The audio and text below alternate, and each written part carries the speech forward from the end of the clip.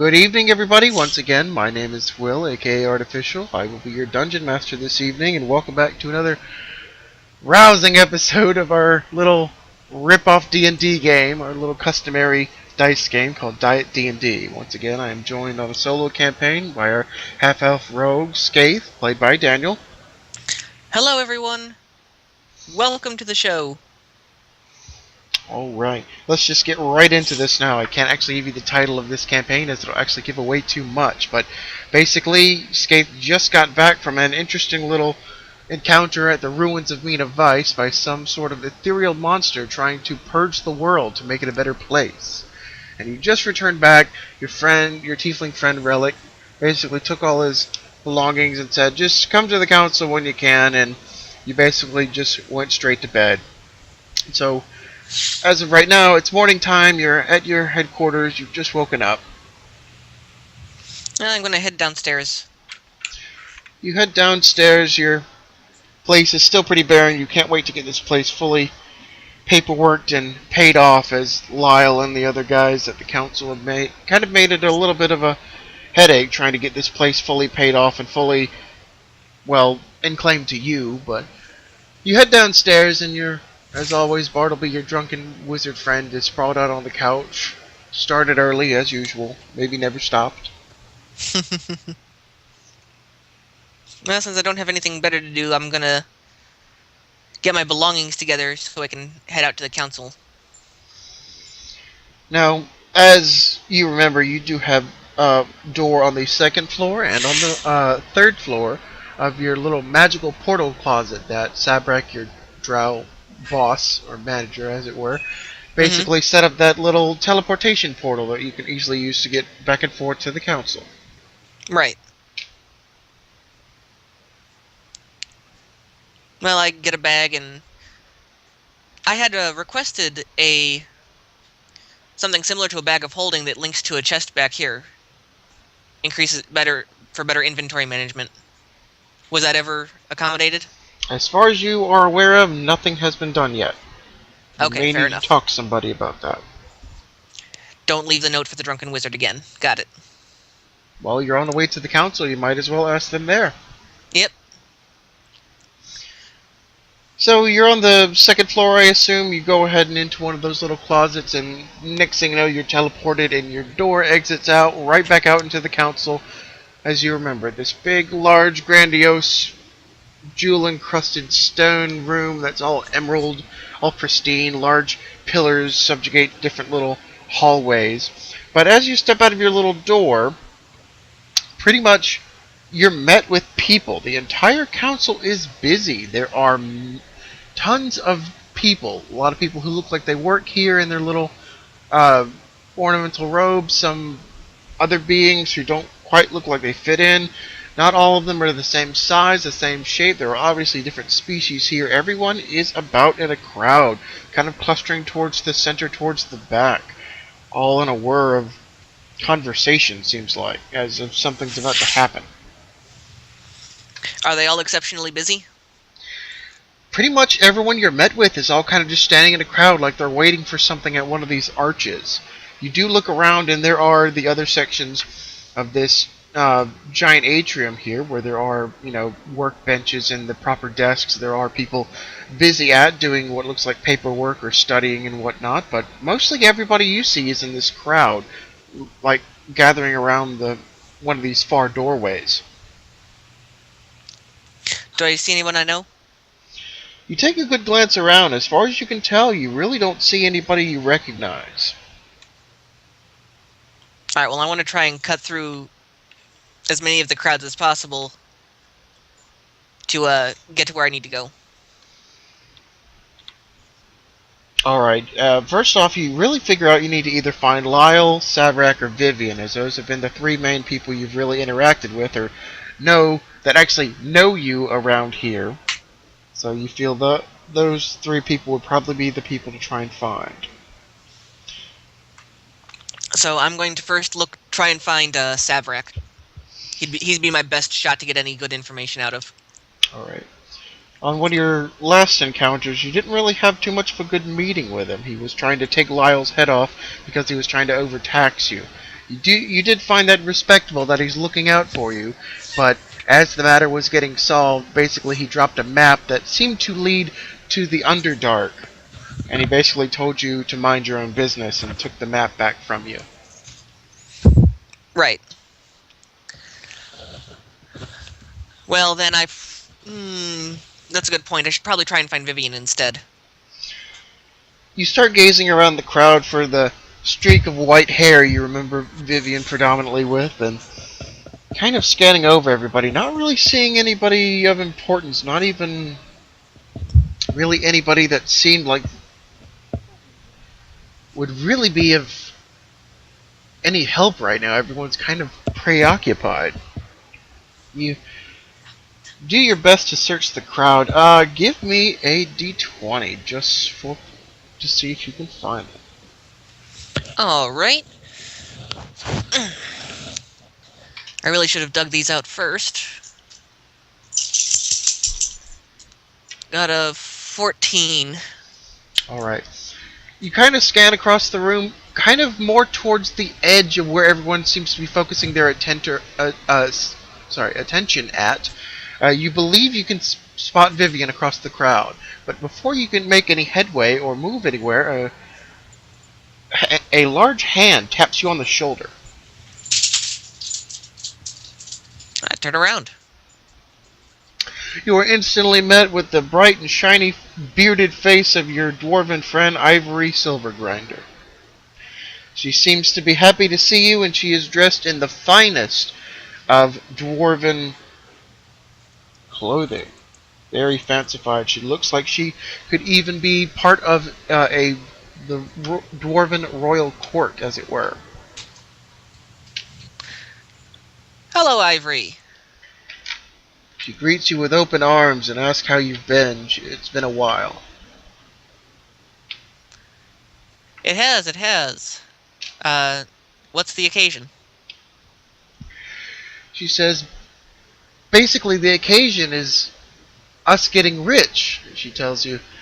I finally got back from all of our dwarven homeland mess, and now I'm basically set up here a permanent desk job to basically be your personal accountant when we're not out adventuring, she tells you. Awesome. She says, if you actually have a second, if you can come over to my desk, I'll tell you the good news. And she kind of plenty of time. She kind of takes you away from the crowd a little bit over to one of these desks that just seem kind of to rise up out of nowhere, out of the floor, like these are ever-changing desks.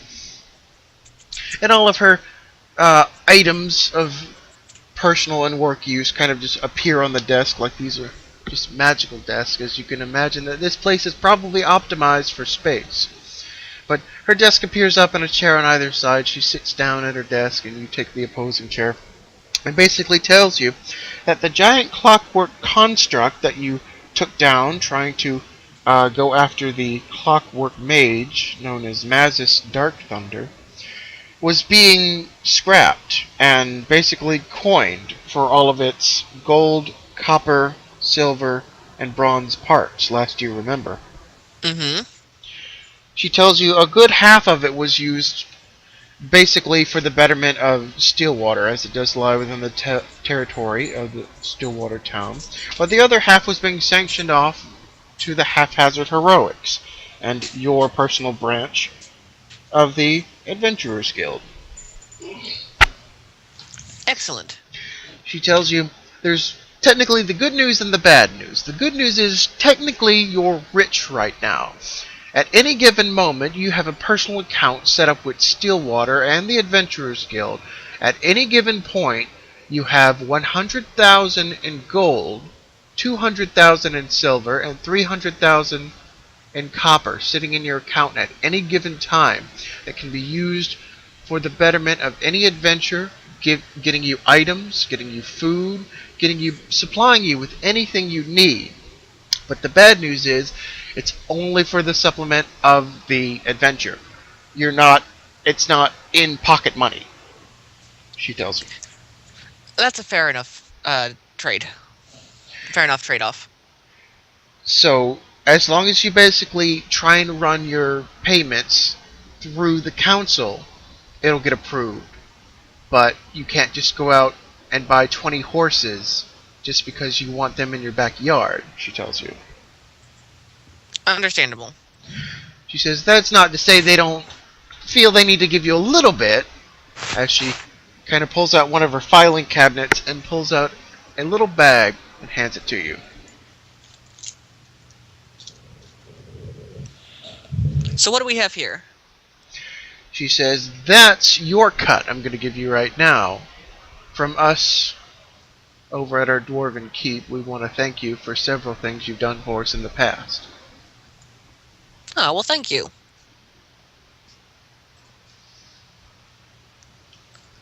So, do you happen to know what all the hubbub is about here?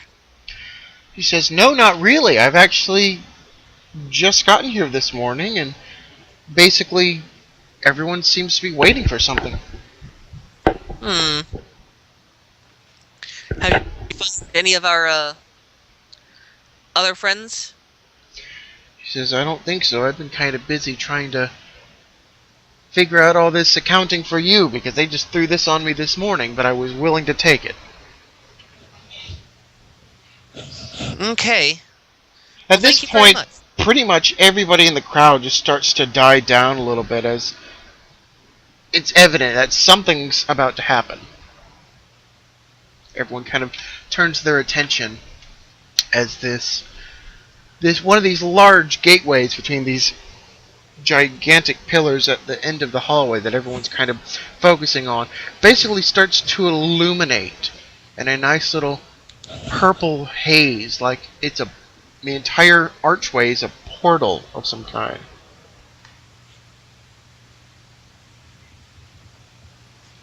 Alright. What do we see? You're still kind of blocked by the crowd, but as far as you can tell, this magic aura spins around in this archway, clearly making some sort of portal, as it is apparently flat of some kind. But this archway, once again, is a very large archway, stands at least 7 or so people wide. So it seems sizable for whatever's coming through, because you have not seen one of these portals open before, and apparently it's some sort of big thing with all these people. You've never quite seen this many people gathered at the council before.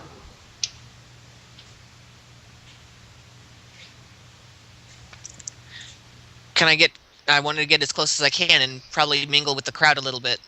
Alright, you begin to mingle your way in the crowd, kind of near the front-ish. You don't quite make it to the front, but you get good enough to basically see a good portion of everything. You're only maybe about 5 or 6 people actually farther back from the front here. You kind of stare in awe a little bit as kind of everyone starts gasping and making noises. And these large orcs start wheeling in this flatbed. Basically, everyone starts making way, not knowing where this thing's going to go. Everyone starts to part on either side, making room for whatever this large wagon is. As the orcs begin to pull this wagon farther up, branches, large black twisted branches, begin to appear out of the portal as well. More just gasps in awe as on the back of this wagon stands a very large black tree, twisted and gnarled, with what you easily recognize as corpses of hellhounds sticking outside of the tree. Entwined in it. Handiwork. As this entire wagon gets pulled into the center of the atrium. I didn't realize that my handiwork was going to be such a big deal to everyone. Basically, you've lost Ivory. She's not right next to you anymore. And she's short enough that you've easily lost her in the crowd. You weren't sure if you left her at her desk or if she followed you. But a few very important looking people paladins possibly, several humans, it appears, in very holy looking armor, decked out, possibly veterans like Sabrak or some kind, come through the portal as well, and easily begin talking to a few the mages right around. You can't quite make out what they're saying, as everyone is now abuzz with the chatter of this gigantic black demon tree.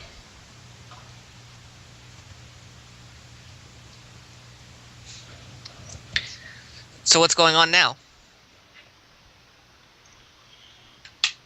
As far as you can tell, a few of these mages actually get up close and start kind of hovering about and giving the entire thing a once-over. At this point, it pretty much hits you of the two orcs that were pulling the wagon. Oh wait, they're my friends. They survived. I wanna go up and try and talk to them, see if they're okay. You worm your way around the crowd to the front of the wagon, and the two orcs are standing there. They are side by side, kind of. One's got a hand on the other one's shoulder. Just as green old orcs as you remembered, but they look rough as ever. They have scars, they have bruises, they have lashing marks. They are still as beat up as ever. We have your good friends, Gert and Derb. Gert now signified with two clipped ears, and Derb now only has one clipped ear. They instantly recognize you and immediately run to you and practically start to crush you in a bear hug. I'm glad to see you guys made it out of there fine. Well, at least alive. They set you down and once again give you thanks.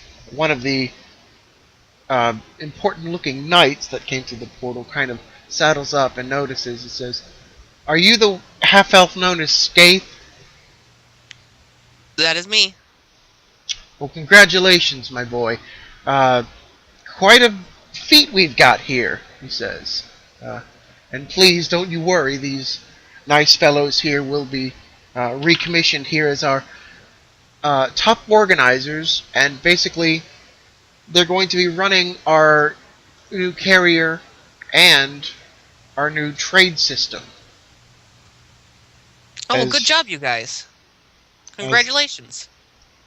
they seem to smile and take good heed of this.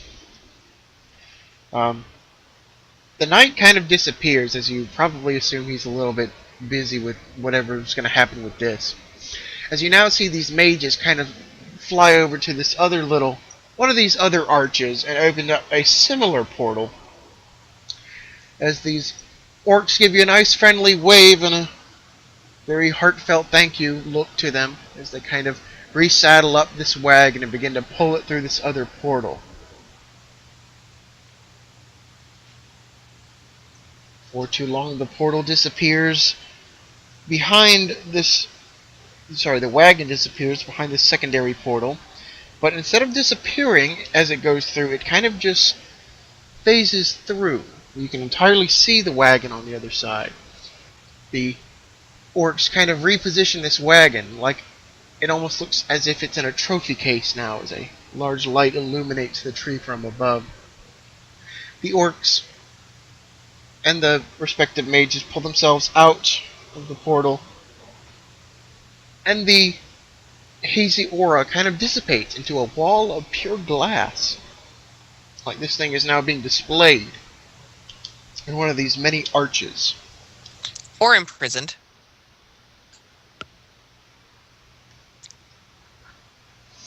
The chattering kind of dies down as some of the crowd kind of goes back to what they were doing.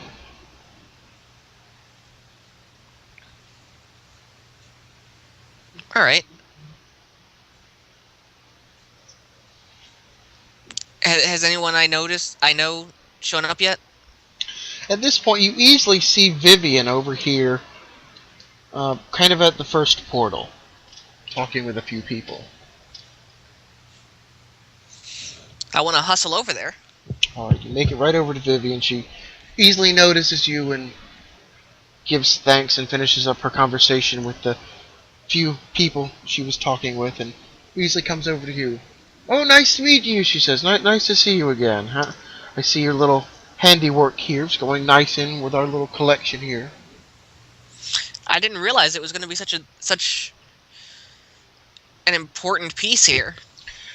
Well, it's not so much as your work, it's just the fact that, well, when you imprison a demon spawn, you really can't just put it in an old jail cell, you see, she says. Right, right. So that's who he was, a demon spawn? Well, as far as we can tell right now, that's our best guess. We're gonna have, quite a little bit more investigating to do for sure, but that's our best guess at the moment. Described on how you, well, described as your experience to us. Mm-hmm. Oh, yeah, while you're here, we need to go talk to Lyle. He's got some actual good news for you, she says. Well, that's a first. I'll be more than willing to at least discuss things with him. She says, are you busy right now? No, I was just coming here to probably find something else to do. Okay, good. She kind of leads you over to one of these other desks near where most everyone's being busy at the moment. Uh, you On the way weren't... there, I make mention of the void bag. Okay, let's see. That shouldn't be impossible, but we're actually going to have to either talk to Relic or Savrak about that. But that shouldn't be an issue. Okay, thank you. You worm your way through the crowd a little bit more, and you end up finding yourselves over near the desks area. And true to it as always, this little halfling is sitting at his desk, working through all this paperwork. Desk a mess as usual. He doesn't seem to notice you when you guys arrive. Hello, Lyle. He glances up from his papers, visibly startled.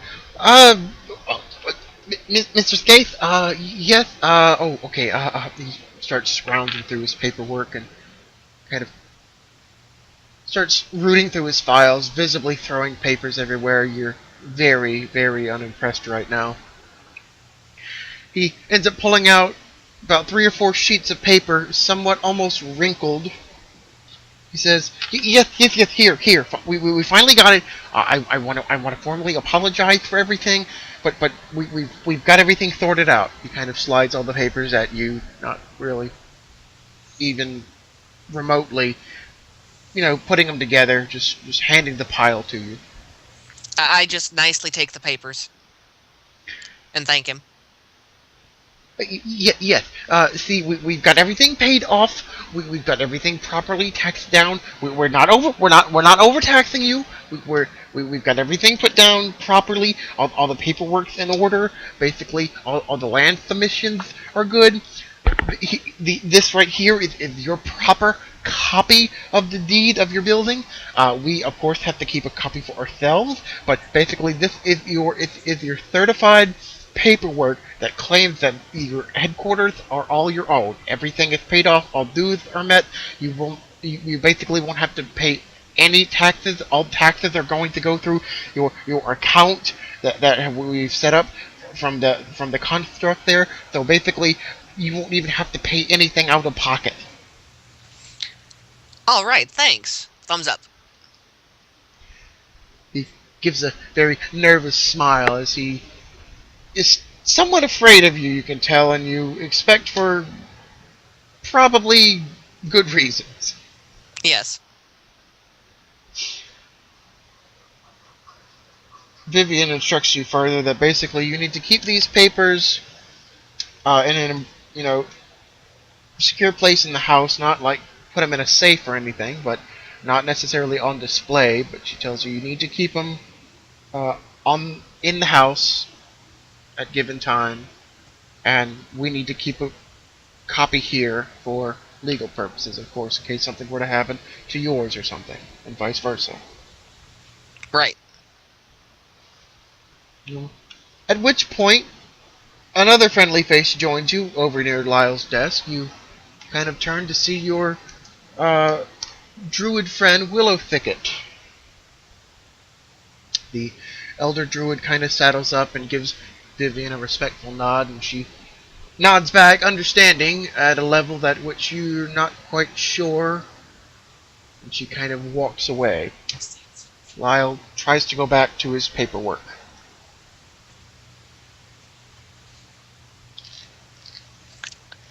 Hello, Willow Thicket. How are you today? He says, unfortunately, not too well. I believe last we met each other, we were on a little bit better terms. That is not to say I am a person to hold a grudge, but we still do have an agreement, and you're still not holding up your end of the bargain right now, he tells you. Yes, the hunting of the creature. He says, It has not yes. slipped my mind. Now, I hope you understand that these knights around here have kept tabs on the creature, but they are keeping it for you and your party to deal with, as that is the arrangement, of course. Yes. So it has been tracked down? Of course. Excellent. I I would bear like to no... try and deal with that as soon as possible. Glad to hear it, he says. Now, of course, I bear no ill will. I just want to remind you, as it seems you've been away doing things for a little while. Just didn't want this to slip your mind. I appreciate it. Said it's not necessarily a top priority, but this creature can, of course, cause damage that we are still not aware of, and after all, we did sacrifice a forest god, but we're not exactly whining, he says. That and a promise is a promise, so... Fair enough, that's all I need to hear, he says. He gives you a respectful nod and walks away.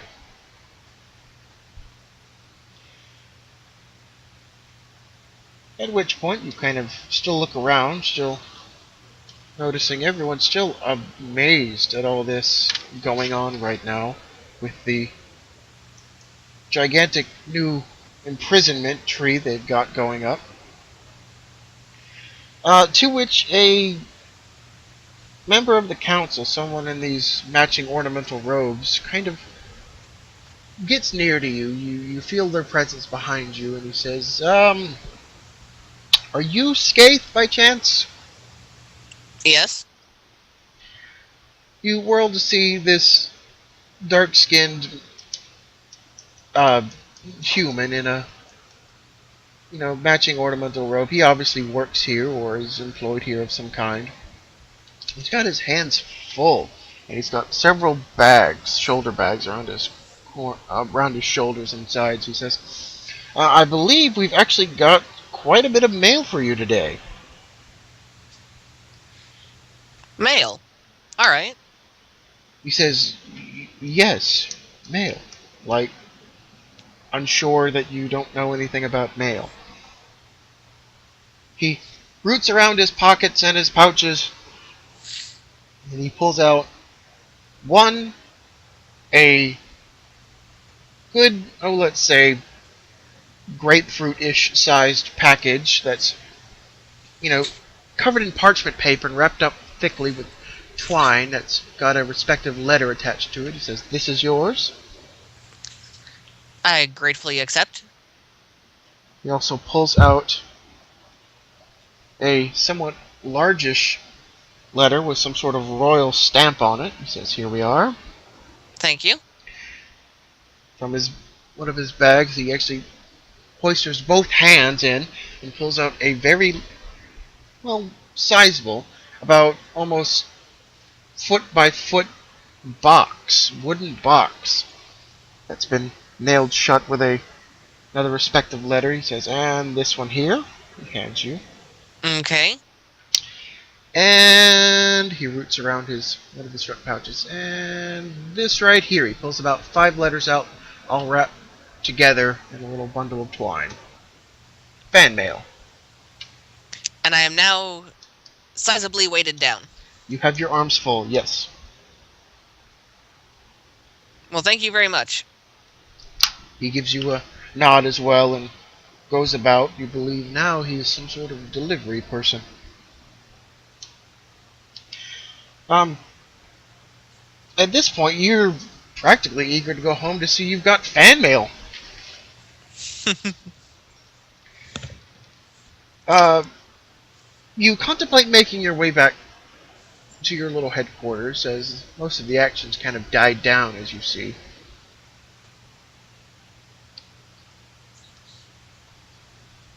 I think I will. I mean, what exactly did I come to the council for besides to see what's going on? Last you remembered, Relic basically just told you to come to the council. He probably knew something about the paperwork for your house. Okay. Well, then I probably should start heading home. It'd be rude to not at least take a look at these items. You begin to make your way towards the door, and you are immediately caught broadside by uh, basically someone kind of grabbing you behind you on your shoulders, kind of visibly moving you about a foot and a half to the right, like they were running and just kind of grabbed onto you to somewhat stop. You instantly turn your attention, and your veteran drow friend meets your eyes. But he does not look well. He looks cold, he looks clammy, and his eyes have even less color than normal. He looks actually like he's emoting, as his normal mellow face does not appear to meet you. Zavrak, what's wrong? Nothing's wrong yet, he says. I needed to find you. I'm glad you're here. He seems somewhat nervous or antsy of some kind. He also, uncharacteristically, does not have his gigantic sword of legend on him. He seems to be bare. As far as you can tell, he doesn't have anything clipped on his belt, as you don't normally see. He quickly fumbles in his pockets and pulls out this small little parchment of paper, this black parchment of paper, and quickly just kind of adds it to the top of your pile, his hands visibly shaking. He says, I'm going on that trip now. I just need some insurance in case something goes wrong, he says. Well, then you can certainly count on me. What all do you need done? He says, this paper will tell you anything if I need it. I'm gonna be gone for a while. I trust you. You're doing good. You're rising above my expectations right now. I think you can handle things for yourself for right now, but I'm gonna be gone for a little bit. Well, if ever you need something, don't hesitate. He kind of just gives you kind of a respected look that almost turns into one of those 1,000-yard stares look. You're unsure of what to say as he kind of just collectively gathers himself, still looking nervous and very out of character, and just basically just turns away and respectively runs away back into the crowd, disappearing, as you assumed he ran to meet you, so he's probably late or busy or who knows what.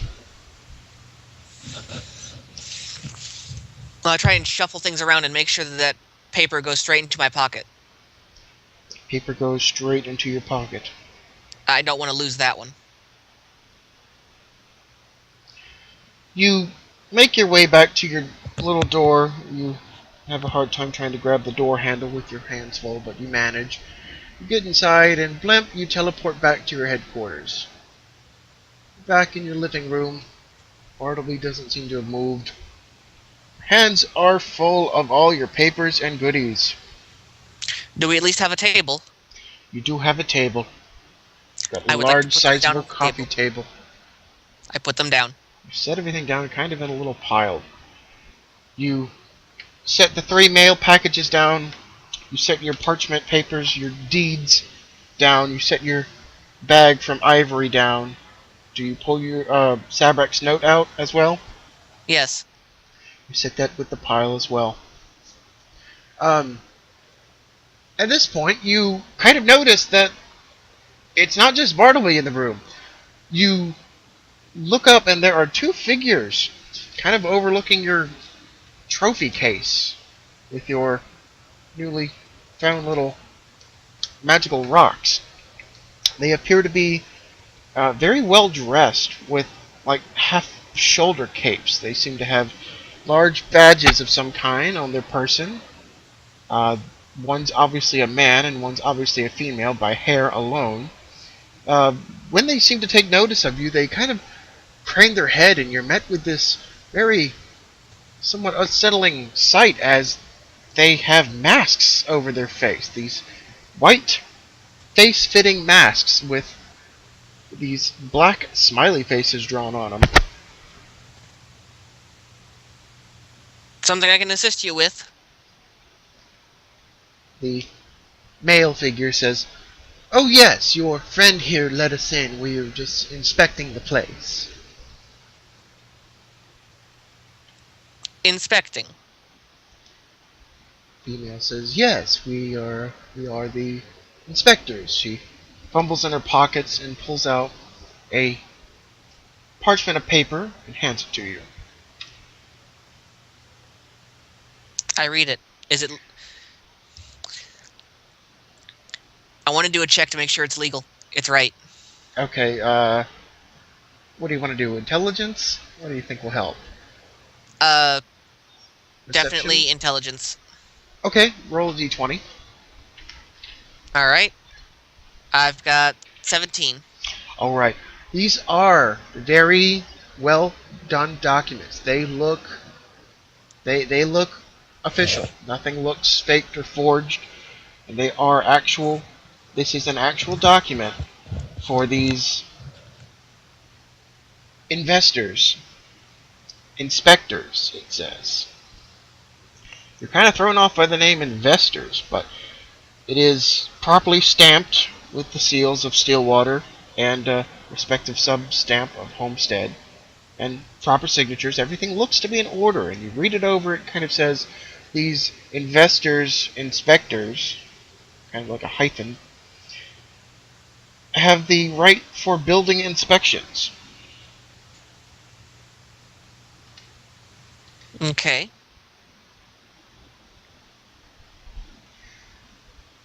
The male figure begins to kind of look around the corners and cracks of the living room here, hands behind him, taking the place in.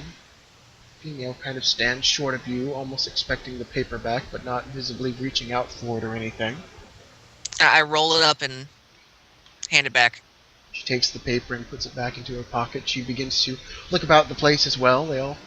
Both of them seem to be taking slow strides, like they're really looking the place over. The male comes to the doorway, says, "Mind if I go upstairs?" Not at all.